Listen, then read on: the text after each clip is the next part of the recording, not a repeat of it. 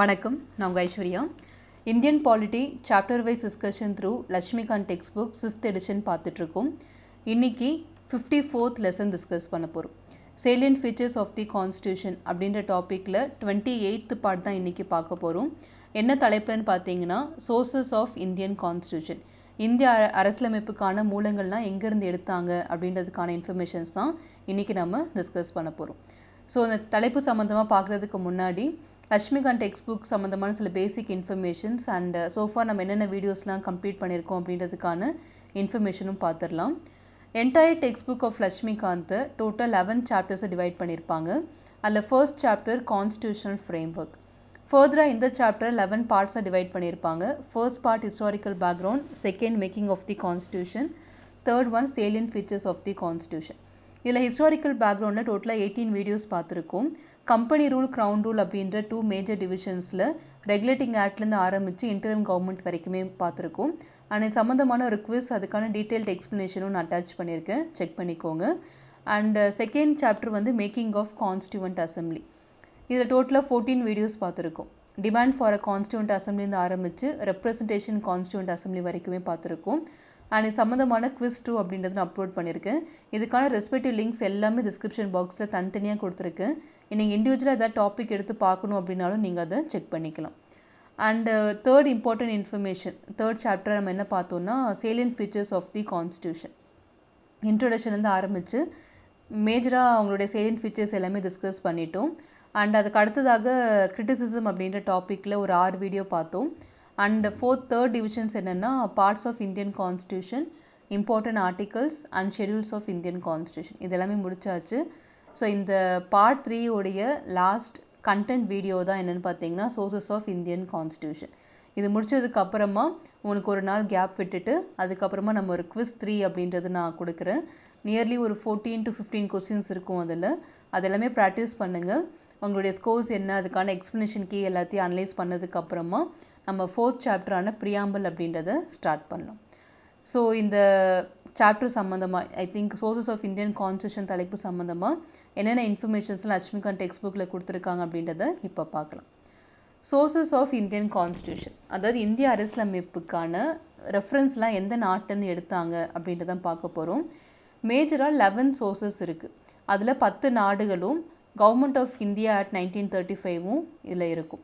நம்மளோட இந்திய அரசியலமைப்புடைய மேஜர் ஃபீச்சரே எதுன்னு பார்த்தீங்கன்னா, மேஜர் ப்ரொவிஷன்ஸ் நம்ம எங்கேருந்து எடுத்திருக்கோம்னா கவர்மெண்ட் ஆஃப் இந்தியா 1935 தான். அதனால தான் நம்ம கிரிட்டிசிசம் பார்க்கும்போது கார்பன் காப்பி ஆஃப் 1935 ஆக்ட் அப்படின்னு சொல்லிட்டு ஒரு டாபிக் பார்த்துருந்தோம். அந்தளவுக்கு அது விமர்சனம் பண்ணியிருந்தாங்க. 1935 சட்டத்தில் என்ன இருந்துச்சோ அதை அப்படியே நீங்கள் கொண்டு வந்து இந்திய அரசியலமைப்பில் சேர்த்துட்டீங்க அப்படின்ற ஒரு குற்றச்சாட்டு இருந்துச்சு, விமர்சனம் இருந்துச்சு. ஸோ கவர்மெண்ட் ஆஃப் இந்தியா 1935 தான் நம்மளோட இன்னைக்கு ப்ரெசென்ட் இந்திய அரசியலமைப்புடைய மேஜர் சோர்ஸாக இருக்குது. அப்படி என்னதான் அதுலேருந்து எடுத்தாங்க, என்னென்ன சோர்ஸஸ்லாம் எடுத்தாங்க அப்படின்றத பார்க்கலாம். ஃபர்ஸ்ட் ஒன் வந்து Federal scheme.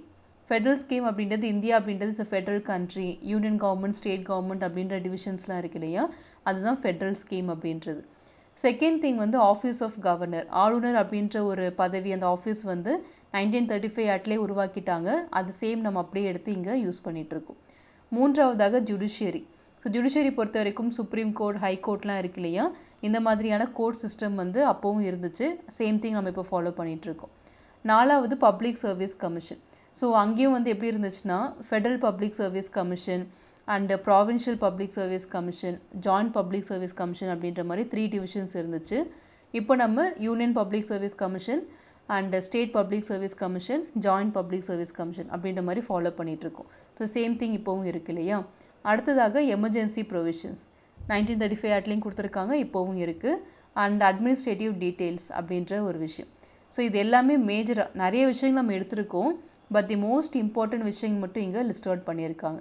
So government of India 1935 என்னென்ன ஃபீச்சர்ஸ்லாம் பாரோ பண்ணியிருக்காங்க அப்படின்றதுக்கான இன்ஃபர்மேஷன் தான். ஸோ நம்ம மேஜராக நீங்கள் நோட் பண்ணிக்க வேண்டியது எப்படின்னா, இதுலேருந்து எப்படிலாம் கேள்வி கேட்பாங்கன்னா, லைக் ஒரு ஸ்கீம் இல்லாட்டி ஒரு விஷயத்தை கொடுத்துட்டு எந்த நாட்டிலேருந்து இதை அடாப்ட் பண்ணிக்கிட்டாங்க, இல்லை எதில் இருந்து நம்ம எடுத்திருக்கோம் அப்படின்ற மாதிரி கேட்பாங்க. ஃபார் எக்ஸாம்பிள் எமர்ஜென்சி ப்ரொவிஷன்ஸ் எந்த நாட்டில் நம்ம எடுத்திருக்கோம் அப்படின்னு சொல்லிட்டு கீழே ஆப்ஷன்ஸில் கவர்மெண்ட் ஆஃப் இந்தியா 1935 அப்படின்னு இருக்கும். அது இருந்தால் நீங்கள் அதான் சூஸ் பண்ணுற மாதிரி இருக்கும். ஸோ இன்னொரு இடத்துல வந்து ஜெர்மனி கான்ஸ்டியூஷன்லேருந்து என்ன பார்த்துருப்போன்னா ஃபண்டமெண்டல் ரைட்ஸ் வந்து சஸ்பெண்ட் ஆகும் எமர்ஜென்சி டைமில் அப்படின்ற ஒரு ப்ரொவிஷன் பார்த்துருப்போம். ஸோ அது வரும்போது நீங்கள் ஜெர்மனி அப்படின்னா வீமர் கான்ஸ்டியூஷன் அப்படின்றத கொடுக்கலாம். ஸோ மேஜராக எந்தெந்த ஃபீச்சர்ஸ் எந்தெந்த நாடு இதுதான் நீங்கள் மேஜர் நோட் பண்ண வேண்டியது. ஸோ கவர்மெண்ட் ஆஃப் இந்தியா 1935 தான் நம்மளோட இந்திய அரசியலமைப்புடைய மேஜர் ஃபீச்சர்ஸே அதில் தான் இருக்குது. ஸோ அதில் இருக்கக்கூடிய அதுலேயும் ரொம்ப முக்கியமான ஃபீச்சர்ஸ் மட்டும் இங்கே லிஸ்ட் அவுட் பண்ணியிருக்காங்க. ஸோ செகண்ட் சோர்ஸ் நம்ம பார்க்க போகிறது நம்மளை ஆண்ட பிரிட்டிஷ் அரசியலமைப்பு சம்மந்தமாக பிரிட்டிஷ் அரசாங்கம் ஃபாலோ பண்ணக்கூடிய அரசியலமைப்பில் இருந்து நம்ம என்னெல்லாம் எடுத்துக்கிட்டோம் அப்படின்றது. ஸோ இது நீங்கள் ஒரு கீவேர்ட் ஞாபகம் வச்சிட்டாலே போதும், நீங்கள் எல்லாத்தையுமே டிராஃப்ட் பண்ணிடலாம். என்னென்னா பார்லிமெண்ட் அப்படின்றது. பார்லிமெண்ட் சம்மந்தமான எல்லா விஷயங்களுமே நம்ம பிரிட்டிஷ் அரசாங்கத்துக்கிட்ட இருந்து அவங்க ஃபாலோ பண்ணக்கூடிய அரசியலமைப்பில் இருந்து நம்ம எடுத்திருக்கோம். பார்லிமெண்ட்ரி கவர்மெண்ட் நம்ம இந்தியா ஃபாலோ பண்ணுறாங்க இல்லையா, 2 விதமான கவர்மெண்ட் இருக்குது, பிரசிடென்ஷியல் கவர்மெண்ட் அண்ட் பார்லிமெண்ட்ரி. நம்ம ஃபாலோ பண்ணுறது பாராளுமன்ற முறை தான். ரெண்டாவது வந்து ரூல் ஆஃப் லா அப்படின்றது. பின்னாடி நான் ரூல் ஆஃப் லானா என்னென்னு எக்ஸ்பிளைன் பண்ணுறேன். லெஜிஸ்லேட்டிவ் ப்ரொசீஜர் அதுவும் நம்ம அதில் தான் இன்க்ளூட் பண்ணியிருக்கோம். அடுத்ததாக சிங்கிள் சிட்டிசன்ஷிப் ஒற்றை குடியுரிமை அப்படின்ற விஷயம் பிரிட்டிஷ் கிட்ட இருந்து தான். கேபினட் சிஸ்டம் அந்த முறை, ரிட் அப்படின்னு சொல்லி ஃபாலோ பண்ணிட்டு இருக்கோம் இல்லையா, அது பார்த்தோம். மேந்தமஸ் இதெல்லாமே டிஸ்கஸ் பண்ணோம், அந்த ரிட் சம்மந்தமானது. பார்லிமெண்ட்ரி ப்ரிவிலேஜஸ் அப்படின்றது ஆர்டிகல் 105 சொல்லியிருப்பாங்க. பை கேமரலிசம் 2 அவைகள் இருக்கக்கூடியது, லோக்சபா ராஜ்யசபா அந்த மாதிரி ஃபாலோ பண்ணுறோம் இல்லையா, அந்த பை கேமரலிசம். இது எல்லாமே பாராளுமன்றம் சம்மந்தமான எல்லா விஷயங்களுமே மேக்ஸிமம் நம்ம பிரிட்டிஷ் அரசாங்கத்துக்கிட்ட தான் எடுத்திருக்கோம். ஸோ நீங்கள் அந்த கீவேர்டு வச்சு இது எல்லாத்தையுமே ஞாபகம் வச்சுக்கலாம். மூன்றாவது சோர்ஸை நம்ம பார்க்க போகிறது யூஎஸ் கான்ஸ்டியூஷன், அமெரிக்கன் கான்ஸ்டியூஷன் கிட்ட இருந்து என்னெல்லாம் நம்ம எடுத்திருக்கோம். ஃபர்ஸ்ட் வந்து ஃபண்டமெண்டல் ரைட்ஸ், ஓகே. இரண்டாவது இண்டிபெண்டன்ஸ் ஆஃப் ஜுடிஷியரி, நீதித்துறை சுதந்திரமாக இந்தியாவில் இயங்கிட்டு இருக்கு இல்லையா. ஸோ லெஜிஸ்லேட்டிவ் எக்ஸிக்யூட்டிவ் தான் ஒன்றுக்குள்ள ஒன்றா இருப்பாங்க, 2 பேரும் சேர்ந்து வேலை பார்க்குறாங்க. இண்டிபெண்டன்ஸ் ஜுடிஷியரி பொறுத்த வரைக்கும் கம்ப்ளீட் சுதந்திரம் கொடுத்துருக்கும். அந்த கான்செப்டை நம்ம அமெரிக்கன் கான்ஸ்டியூஷன் கிட்ட தான் எடுத்திருக்கோம். மூன்றாவது ஜுடிஷியல் ரெவ்யூ அப்படின்னு சொல்லக்கூடியது. நாலாவது impeachment of the president. So violation of the constitution இருந்துச்சுன்னா நம்ம ஜனாதிபதி இம்பீச் பண்ண முடியும், அந்த கான்செப்டை யூஎஸ் கிட்ட தான் எடுத்திருக்கோம். Removal of supreme court and high court judges and last one is post of vice president. இது எல்லாமே நம்ம யூஎஸ் கான்ஸ்டியூஷன் அமெரிக்கன் கான்ஸ்டியூஷன் கிட்ட இருந்து எடுத்த விஷயங்கள் தான். ஸோ வைஸ் பிரசிடென்ட் அப்படின்னு அந்த ஒரு பொசிஷன், அந்த போஸ்ட்டை உருவாக்குனதே நம்ம அமெரிக்கன் கான்ஸ்டியூஷன் கிட்ட தான் எடுத்து நம்ம ஃபாலோ பண்ணியிருக்கோம். ஸோ இது எல்லாமே கிளியர் நோட் பண்ணிக்கோங்க, எதெல்லாம் நம்ம அமெரிக்கன் கான்ஸ்டியூஷன் கிட்ட இருந்து எடுத்திருக்கோம் அப்படின்னு. நாலாவது ஐரிஷ் கான்ஸ்டியூஷன் இல்லைன்னா அயர்லாண்ட் அப்படின்னு சொல்லலாம். மேஜராக இவங்க கிட்டே இருந்து நம்ம 3 விஷயங்களை எடுத்திருப்போம். நம்ம government of India 1935, British and US constitution, இது மட்டும்தான் கொஞ்சம் பெருசாக இருக்கும். பின்னாடி நம்ம பார்க்க போகிறது எல்லாமே வந்து மேக்ஸிமம் 3 தான், 3, 2, 1 அந்த மாதிரி தான் நம்ம எடுத்துருக்கிற மாதிரி இருக்கும். அதனால் நீங்கள் கொஞ்சம் இம்பார்ட்டன்ஸ் கொடுத்து ஃபஸ்ட்டு 3 பார்த்தோம் இல்லையா, அவங்கள கிளியராக பார்த்துக்கோங்க. இதுக்கப்புறம் பார்க்குறது எல்லாமே நமக்கு ஈஸியாக ஞாபகம் வச்சுக்கலாம். அயர்லாந்து பொறுத்த வரைக்கும் directive principles of state policy DPSP part 4 இருக்கு இல்லையா, அது நம்ம அந்த நாட்டை தான் எடுத்திருக்கோம். ஆக்சுவலாக இதுவே வந்து இந்த அயர்லாந்து வந்து இந்த டிபிஎஸ்பி அப்படின்ற கான்செப்டை ஸ்வீடன் கான்ஸ்டியூஷன் கிட்டேருந்து எடுத்திருப்பாங்க, நம்ம ஐரிஷ் கிட்ட இருந்து நம்ம அடாப்ட் பண்ணியிருக்கோம். இரண்டாவது nominations of members to Rajya Sabha அப்படின்னு சொல்லுவாங்க. ராஜ்யசபாவில் நம்ம எலெக்டட் மெம்பர்ஸும் இருப்பாங்க, நாமினேஷன்ஸும் இருக்கு இல்லையா. டோட்டலாக 12 மெம்பர்ஸ் நம்ம நாமினேட் பண்ணுவோம் இல்லையா, ஆர்ட், சயின்ஸ், லிட்ரேச்சர் அப்படின்னு சொல்லி. அந்த நாமினேஷன் சம்மந்தமான ப்ரொசீஜர் எல்லாமே ஐரிஷ் கிட்ட தான் நம்ம எடுத்திருக்கோம். மூன்றாவது பார்த்தீங்கன்னா method of elections of president. இந்தியாவில் நம்ம இன்டைரக்ட் எலெக்ஷன் மெத்தட் மூலயமா தான் பிரசிடென்ட் ஆஃப் இந்தியாவை எலெக்ட் பண்ணுறோம் இல்லையா. ஸோ அந்த ப்ரொசீஜர் எல்லாமே அயர்லாந்து கிட்ட தான் நம்ம அடாப்ட் பண்ணியிருக்கோம்.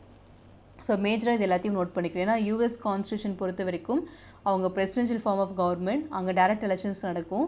நம்ம இந்தியாவில் பொறுத்த வரைக்கும் பார்லிமெண்ட்ரி ஃபார்ம் அப்படின்றதுனால பிரசிடென்ட்டுக்கு இன்டைரக்ட் எலெக்ஷன்ஸாக நடத்தி வைக்கணும். அந்த ப்ரொசீஜர் எல்லாமே ஐரிஷ் கான்ஸ்டியூஷன் அயர்லாந்து கிட்ட தான் நம்ம அடாப்ட் பண்ணியிருக்கோம்.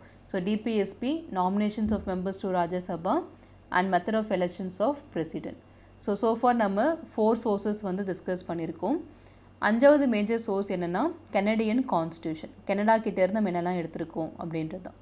ஸோ இங்கே பொறுத்த வரைக்கும் சென்டர், அதாவது மத்திய அரசாங்கத்துக்கு பவர் அதிகமாக இருக்க மாதிரியான எல்லா ப்ரொவிஷன்ஸுமே கெனடியன் கான்ஸ்டியூஷன் கிட்ட எடுத்த மாதிரி இருக்கும். நீங்கள் C ஃபார் C அப்படின்னு ஞாபகம் வச்சுக்கோங்க. Federation with a strong centre, ஓகேவா. ஸோ இந்தியா வந்து ஃபெடரல் கண்ட்ரி தான், மத்திய அரசாங்கம் மாநில அரசாங்கம் அப்படி தான் இருக்காங்க. ஆனால் மாநில அரசாங்கத்துக்கு கம்ப்ளீட்டான உரிமை கொடுக்கப்பட்டிருக்கா அப்படின்னு கேட்டால் நிச்சயமாக இல்லை. அந்த இடத்துல ஒரு பயாஸ்ட் இருக்குது. யூனியன் கவர்மெண்ட் கிட்ட தான் மேஜர் பவர்ஸ் வச்சுருக்காங்க. ஸோ இந்தியாவில் ஃபெடரல் கண்ட்ரி தான், பட் ஸ்ட்ராங் சென்டர் அப்படின்ற ஒரு கான்செப்டை கனடியன் கான்ஸ்டியூஷன் கிட்ட தான் நம்ம எடுத்திருக்கோம். ரெண்டாவது என்னன்னா vesting of residuary powers in the centre. நம்ம முன்னாடி ஷெடியூல்ஸ் பார்க்கும்போது 7வது அட்டவணையில் பார்த்தோம் இல்லையா, union list, state list, concurrent list அப்படின்னு. அதில் வராத சில சப்ஜெக்ட்ஸ் எல்லாமே என்ன சொல்லுவாங்கன்னா ரெஸ்டியூரி பவர்ஸ் அப்படின்னு சொல்லுவாங்க. இதர சப்ஜெக்ட்ஸ்கள் அப்படின்றது அது சம்மந்தமான முடிவு எடுக்கக்கூடிய அதிகாரம் யாருக்கு இருக்குன்னா மத்திய அரசாங்கத்துக்கு தான். அதாவது இந்தியா பொறுத்த வரைக்கும் மத்திய அரசாங்கத்துக்கிட்ட தான் இருக்குது. ஸோ அந்த விஷயத்தை residuary powers in the centre, vesting of residuary powers in the centre அப்படின்ற கான்செப்ட் கனடாவில் தான் நம்ம எடுத்திருக்கோம். மூன்றாவது appointment of state governors by the centre. ஒவ்வொரு மாநிலத்துக்கும் ஆளுநர்களை நியமனம் பண்ணக்கூடிய பொறுப்பு மத்திய அரசாங்கம் கிட்ட தான் இருக்குது. ஸோ இங்கேயும் சென்டர் வந்துருச்சு. நாலாவது என்னென்னா advisory jurisdiction of the supreme court. So article 143ல் பார்த்தோம் இல்லையா, இம்பார்ட்டன்ட் ஆர்டிகல்ஸில் கூட நான் லிஸ்ட் அவுட் சொல்லியிருந்தேன். So advisory jurisdiction of supreme court அப்படின்ற ஒரு கான்செப்டும் நம்ம கனடாவில் இருந்தால் எடுத்திருக்கோம். ஸோ மேஜராக நீங்கள் ஞாபகம் வச்சுக்க வேண்டியது கனடா பொறுத்த வரைக்கும் சென்டர் அப்படின்னு ஞாபகம் வச்சுக்கோங்க. லாஸ்ட் வந்து அட்வைசரி ஜூரிஸ்டிக்ஷன் கோர்ட் அப்படின்றத ஞாபகம் வச்சுக்கோங்க. ஆறாவது சோர்ஸ் என்னென்னா ஆஸ்திரேலியா. ஆஸ்திரேலியாவில் பொறுத்த வரைக்கும் எல்லாமே ஜாயிண்ட் நேச்சர்லேயே வரும். இந்த மாதிரி ஒரு கீவேர்ட் ஞாபகம் வச்சுட்டா இன்னும் கொஞ்சம் ஈஸியாக இருக்கும் நீங்கள் கெஸ் பண்ணுறதுக்கு. எல்லாமே ஜாயிண்ட் நேச்சர் அப்படின்னு பார்க்கும்போது முதல்ல என்னென்னா கன்கரண்ட் லிஸ்ட். கன்கரண்ட்டில் சென்ட்ரல் கவர்மெண்ட்டும் ஸ்டேட் கவர்மெண்ட்டும் சேர்ந்து முடிவெடுப்பாங்க. ஸோ அங்கே ஒரு ஜாயிண்ட் நேச்சர் வந்துடுது. ரெண்டாவது என்னென்னா freedom of trade, commerce and intercourse அப்படின்றது நம்ம பார்ட் 12ல் டிஸ்கஸ் பண்ணோம் இல்லையா, அதுதான் freedom of trade, commerce and intercourse. இதுவும் நமக்கு more less related to joint nature தான். மூன்றாவது என்னென்னா joint sitting of the 2 houses of parliament.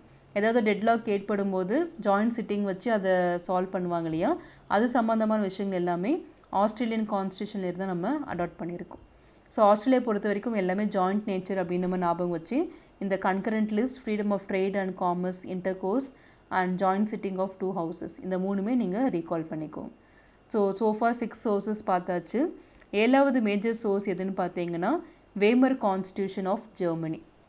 நான் முன்னாடியே எக்ஸ்பிளைன் பண்ணிட்டேன். அதில் ஒரே ஒரு விஷயம் மட்டும்தான், suspension of fundamental rights during emergency. அவசர கால பிரகடனம் இந்தியாவில் இருக்கும்போது அடிப்படை உரிமைகள் ரத்து செய்யப்படும் அப்படின்ற அந்த விஷயத்தை நம்ம ஜெர்மனி நாட்டில் இருந்தால் எடுத்திருக்கோம். ஸோ இந்தியாவில் பொறுத்த வரைக்கும் ஆர்டிகல் 19 ஆட்டோமேட்டிக்கலாக சஸ்பெண்ட் ஆகும், 20 and 21 சஸ்பெண்ட் ஆகாது. மற்ற அடிப்படை உரிமைகள் எல்லாமே ஜனாதிபதியோட ஒப்புதல் மூலயமா சஸ்பெண்ட் பண்ணப்படும் அப்படின்ற மாதிரிலாம் மென்ஷன் பண்ணியிருப்பாங்க. பின்னாடி நம்ம ஃபண்டமெண்டல் ரைட்ஸ் பார்க்கும்போது பார்க்கலாம்.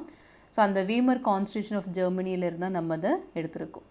8வது Russia, Soviet constitution, USSR, now known as Russia. Fundamental duties and ideal of justice, இந்த 2 கான்செப்டுமே நம்ம அவங்ககிட்ட இருந்து எடுத்திருக்கோம். பார்ட் 4A அடிப்படை கடமைகள் இருக்கு இல்லையா, அது ரஷ்யா கிட்ட இருந்தால். அண்ட் ப்ரியாம்பிளில் ஜஸ்டிஸ் அப்படின்னு ஒரு வார்த்தை இருக்கும், ஓகேவா. அந்த ஜஸ்டிஸ் அப்படின்ற வார்த்தை ரஷ்யாவிலேருந்து நம்ம எடுத்திருக்கோம்.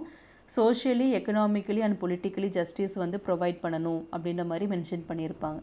ஸோ சோவியத் கான்ஸ்டியூஷன் பொறுத்த வரைக்கும் 2 ஃபண்டமெண்டல் டியூட்டிஸ், ஜஸ்டிஸ் அப்படின்ற வார்த்தை ப்ரியாம்பிளில், ரெண்டுமே நம்ம USSR கிட்டேருந்து தான் எடுத்திருக்கோம். 9th மேஜர் கண்ட்ரி என்னன்னு பார்த்தீங்கன்னா ஃப்ரெஞ்ச் கான்ஸ்டியூஷன். இங்கே பொறுத்த வரைக்கும் ரிபப்ளிக் அப்படின்ற ஒரு வார்த்தையும் ideals of liberty, equality and fraternity, இந்த வார்த்தைகளும் நம்ம ஃப்ரெஞ்ச் நாட்டிலேருந்து எடுத்திருக்கோம். ஸோ ஃப்ரெஞ்ச் ரெவல்யூஷன் டைமில் இந்த வார்த்தை எல்லாமே அவங்க பயன்படுத்தியிருக்காங்க, லிபர்ட்டி, ஈக்குவாலிட்டி, ஃப்ராட்டர்னிட்டி. ஸோ அந்த ஃப்ரெஞ்ச் ரெவல்யூஷனில் இருந்து தான் நம்ம இந்த வார்த்தைகள் எல்லாத்தையுமே நம்மளோட ப்ரியாம்பிளில் இன்க்ளூட் பண்ணியிருக்கோம். ஸோ ப்ரியாம்பிளில் republic and liberty, equality, fraternity, இந்த 4 வார்த்தைகளுமே ஃப்ரெஞ்ச் கான்ஸ்டியூஷனில் இருந்து அடாப்ட் பண்ணப்பட்டது தான்.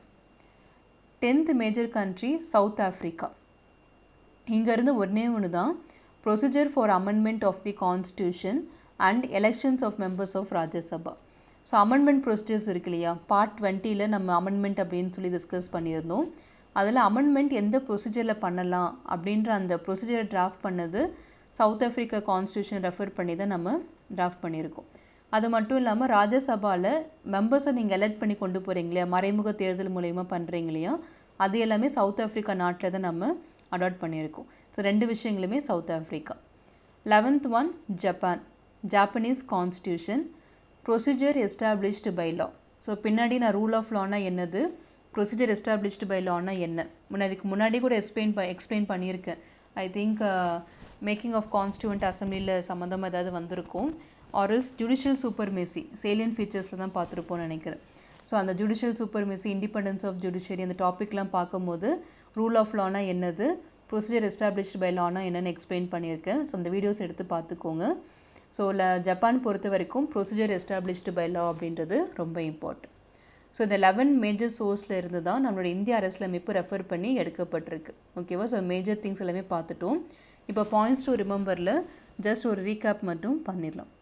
சோர்சஸ் அப்படின்னு பார்க்கும்போது இந்திய அரசியலமைப்புடைய மேஜர் சோர்ஸ் நம்ம கவர்மெண்ட் ஆஃப் இந்தியா 1935 தான் எடுத்திருக்கோம். அதில் மேஜராக emergency provisions, Federal nature, public service commission, governor, judiciary இது எல்லாமே நம்ம அதுலேருந்து எடுத்திருக்கோம். ரெண்டாவது பிரிட்டிஷ் கான்ஸ்டியூஷன், பார்லிமெண்ட்ரி சம்மந்தமான எல்லா விஷயங்களுமே பிரிட்டன் கிட்டே இருந்து. Parliamentary government, rule of law, legislative procedure, single citizenship, cabinet system, bicameralism, parliamentary privilege இது எல்லாமே பிரிட்டிஷ் அரசாங்கத்துக்கிட்ட இருந்து. மூன்றாவதாக அமெரிக்கன் கான்ஸ்டியூஷன் பார்த்தோம். இங்கே எல்லாமே கொஞ்சம் சுதந்திரமான விஷயங்கள் எல்லாமே இதில் இருக்கும். ஃபண்டமெண்டல் ரைட்ஸ் எடுத்துக்கோங்க, independence of judiciary, judicial review, impeachment of president and post of vice president, removal of supreme court and high court judges இது எல்லாமே அமெரிக்கன் கான்ஸ்டியூஷன் தான். நாலாவதாக அயர்லாந்து பற்றி பார்த்தோம். டைரக்டிவ் பிரின்சிபல்ஸ் ஆஃப் ஸ்டேட் பாலிசியும், members of election, nominations of members to the Rajya Sabha அது சம்மந்தமான விஷயங்கள் ரெண்டுமே நம்ம அயர்லாந்து கிட்ட இருந்து எடுத்திருக்கோம். ஃபிஃப்த்தை நம்ம பார்த்தது கனடா.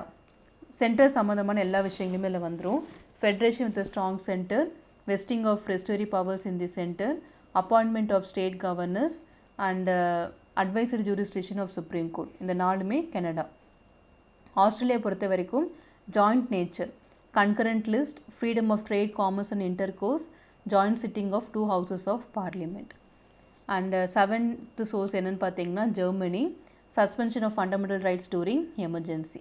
ரஷ்யாவில் பொறுத்த வரைக்கும் ஃபண்டமெண்டல் டியூட்டிஸ் அண்ட் ஜஸ்டிஸ் அப்படின்ற வார்த்தை இது ரெண்டுமே நம்ம யூஎஸ்எஸ்ஆர் கிட்டேருந்து எடுத்திருக்கோம்.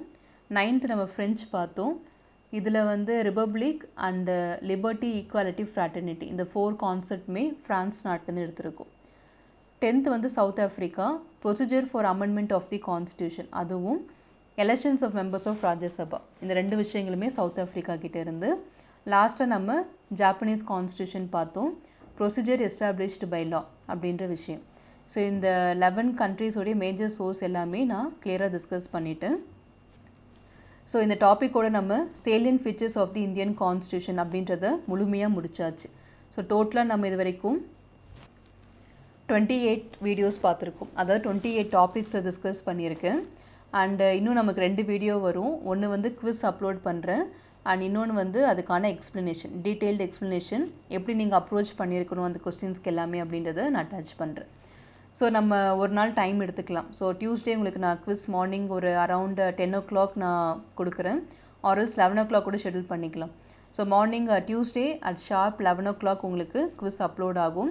ரெகுலராக எல்லா நாட்களும் கிளாஸ் பார்த்துட்டு வரவங்க நீங்கள் ஏதாவது மிஸ் பண்ணியிருந்தீங்க அப்படின்னா மண்டே டைம் எடுத்து ரிவைஸ் பண்ணிக்கோங்க. 14 to 15 கொஸ்டின்ஸ் வரைக்கும் தான் இருக்கும் 3rd சாப்டரில்.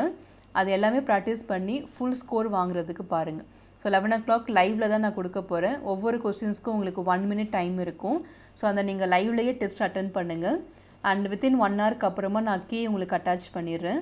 அந்த கீ செக் பண்ணி நீங்கள் எவ்வளோ ஸ்கோர்ஸ் எடுத்திருக்கீங்க அப்படின்றத செக் பண்ணி வச்சுக்கோங்க. அண்டு நெக்ஸ்ட் டே அதுக்கான டீட்டெயில்டு எக்ஸ்ப்ளனேஷன். ஏன்னா ஒரு நாள் மற்றவங்களாம் நைட் டைம் குஸ் எடுக்கிறவங்களும் இருப்பாங்க இல்லையா. ஸோ அதனால் 1 day ஃபுல்லாக நம்ம அதுக்கு விட்டுடலாம். நெக்ஸ்ட் டே அதுக்கான எக்ஸ்ப்ளனேஷன் கீயை நான் அட்டாச் பண்ணுறேன். டீட்டெயிலாக அனலைஸ் பண்ணிவிட்டு மிஸ்டேக் பண்ணியிருந்தீங்கன்னா மறுபடியும் ஒரு டைம் நீங்கள் குவிஸ் எடுத்து பார்த்து அனலைஸ் பண்ணிக்கோங்க. ஸோ அதுக்கப்புறமா நம்ம ஷார்ப் அட் தேர்ஸ்டே ப்ரியாம்பிள் ஆரம்பிச்சிடலாம். ப்ரியாம்பிள் ரொம்ப ரொம்ப இம்பார்ட்டண்டான சாப்டர். அங்கே தான் நம்மளோட இந்திய அரசியலமைப்பே ஆரம்பமாக போகுது. ஸோ எப்படிலாம் நான் ஸ்ப்ளிட் பண்ணி நமக்கு ஒரு வீடியோ மோர் தென் 15 minutes இருந்துச்சுன்னா உங்களால் கவனிக்க முடியாது. ஸோ 15 minutesக்குள்ளே கண்டென்ட் கொடுக்குற மாதிரி நான் ப்ரியாம்பிளில் அந்த டாபிக்ஸ் எல்லாமே டிவைட் பண்ணி நான் உங்களுக்கு ஷெட்யூல் பண்ணிடுறேன். அதுக்கேற்ற மாதிரி நம்ம ஒவ்வொரு நாளும் இனி வரக்கூடிய நாட்களில் முடிஞ்சால் 2 லெசன்ஸை கூட பார்த்துடலாம். ஸோ தட் இன்னும் கொஞ்சம் சீக்கிரமாக கம்ப்ளீட் ஆகும் பாலிட்டி. ட்ரை பண்ணுறேன். மினிமம் ஒரு வீடியோ டெய்லி அப்லோட் ஆயிரும். டைம் இருந்துச்சுன்னா 2 வீடியோ கூட மார்னிங் அண்ட் நைட் அப்படின்ற மாதிரி நான் அப்லோட் பண்ணிடுறேன். நீங்கள் அப்படியே ஃபாலோ பண்ணி வந்துடுங்க. ஸோ இந்த வீடியோ சம்மந்தமாக ஏதாவது டவுட்ஸ் இருந்தாலும் நீங்கள் கமெண்ட்டில் தெரிவிக்கலாம். இல்லை வேறு ஏதாவது சஜஷன்ஸ் இருக்குது அப்படின்னாலும் நீங்கள் கமெண்ட்டில் தெரிவிங்க. நான் அதை ட்ரை பண்ணுறேன் ஃபுல்ஃபில் பண்ணுறதுக்கு. அண்ட் உங்களோட லட்சியங்கள் வெற்றியடைய வாழ்த்துக்கள். படிப்போம், பகிர்வோம், வெற்றியடைவோம். Let's crack it. நன்றிகள்.